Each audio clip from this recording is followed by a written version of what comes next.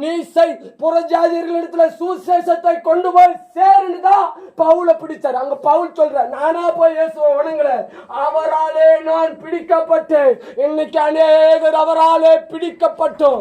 பிடிக்கப்பட்டவர்கள் யார் என்று அறியாம இருக்கிறதுனால சாப உடம்புக்குள்ள வருது. சாபத்தை சம்பாதித்து வைத்துக் கொண்டு குடும்பத்துக்குள்ள இருக்கிறோம். ஏன்னா இயேசுவாலே பிடிக்கப்பட்ட அநேகர், இயேசுவாலே பிடிக்கப்பட்ட அநேகர் எகிப்தின் வாழ்க்கைக்கு போனதால அவர் யாரை அனுப்புவேன் என்று சபைகளுக்குள்ளே கேட்கிறார். காரணம் என்ன தெரியுமா? பிடிக்கப்பட்டவர்கள் அநேக சரியான பிடியில மாட்டல. பவுல் பிடிக்கப்பட்டு சரியான பிடியில மாட்டினதுனால அநேக புறஜாதிகள் ஆண்டவருக்கு என்று நடத்தினார்.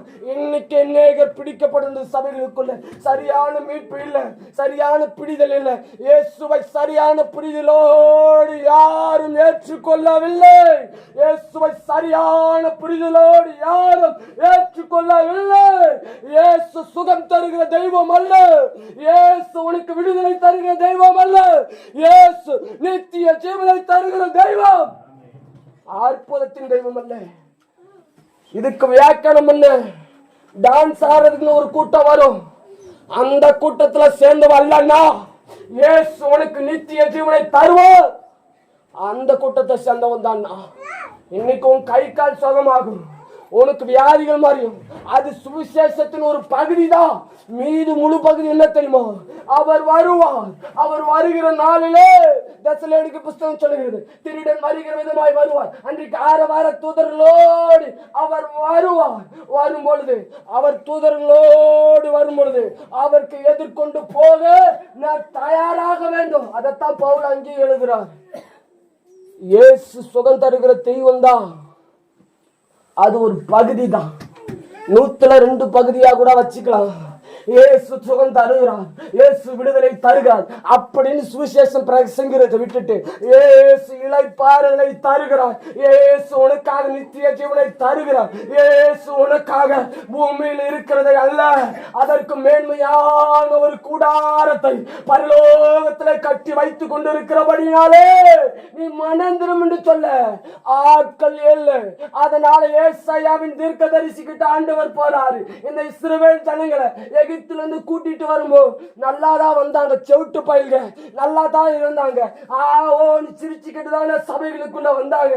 எகிப்திலிருந்து வரும்போது செங்கடலாண்டு வரும்போது அவனுக்கு என்ன ஆச்சுன்னு தெரியல. பேய் பிடிச்சிருச்சா இல்ல எந்த பயிலன்னு தெரியல.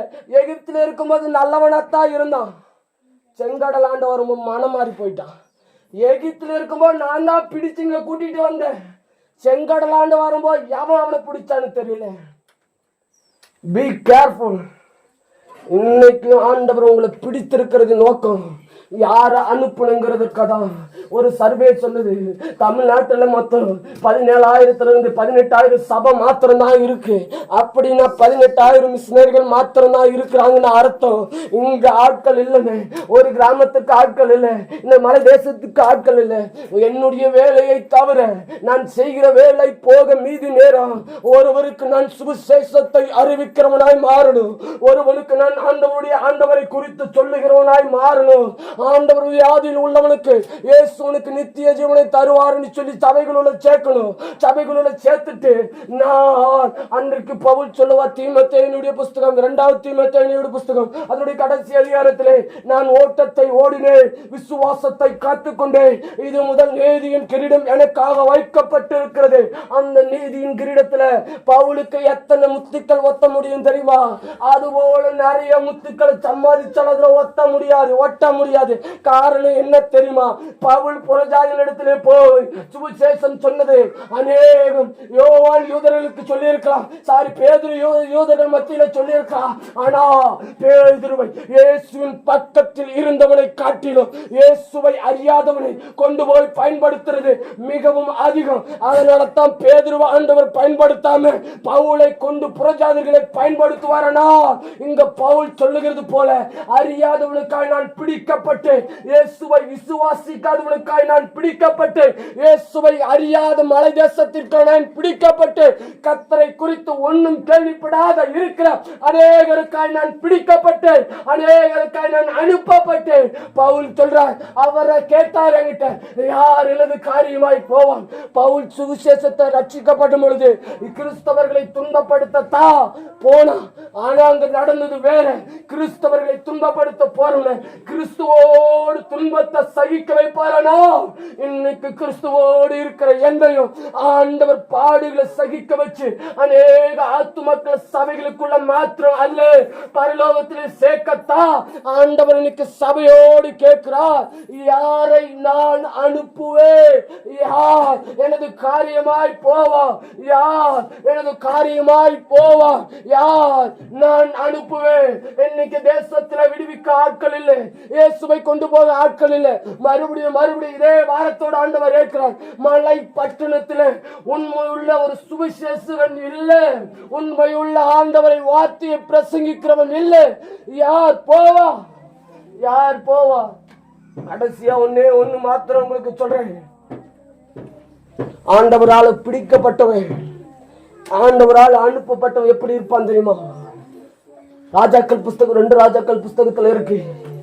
ஆண்டவரால பிடிக்கப்பட்டவன், ஆண்டவரால பிடிக்கப்பட்டவன், ஆண்டவரால சுவிசேஷத்தை எடுத்துக்கொண்டு போறவன், ஆண்டவரால அநேக ஆத்து மக்களை உயிர்ப்பிக்கிறவன், ஆண்டவரால அநேக ஜனங்களை பரலோகத்திற்கு கொண்டு போறவன், ஆகாபின் ரதங்களுக்கு முன்பதாக ஓடுகிற ஒரு எலியாவின் ஆவி உடையவனாய் இருப்பா.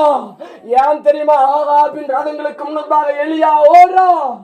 அங்க போய் ஒரு எலிசாவை பிடிக்க, அங்க போய் ஒரு எலிசாவை பிடிக்கத்தா இவன் ரதங்களுக்கு முன்பதாக இஸ்ரவேல் தேசத்துக்கு ஓடுறான். அதே போலத்தான் ஆண்டவரால பிடிக்கப்பட்டவன் யாரா இருந்தாலும் சரி, ஆண்டவரால அனுப்பப்பட்டவன் யாரா இருந்தாலும் சரி, சும்மா வீட்டுல உட்கார்ந்து இருக்க மாட்டானு, சும்மா காட்டுல இருக்க மாட்டானு, சும்மா தன் தேவையைக்காய் ஓட மாட்டானு. ரதங்களுக்கு முன்பதாக ஓடுகிறவனா ஆகாபின் ராஜாக்களுக்கு முன்பதாக யேசேபேலுக்கு விரோதமாய் இந்த பட்டணங்களை ஆண்டு கொண்டிருக்கிற, மலை தேசத்தை ஆண்டு கொண்டிருக்கிற, இந்தியா தேசத்தை ஆண்டு கொண்டிருக்கிற யேசேபேல் முன்பதாய் ஓடுகிற, யேசேபேலுக்கு விரோதமாய் ஓடுகிற ஒரு எலியாவின் ஆவி அவன் மேல ஊற்றப்பட்டிருக்கும்.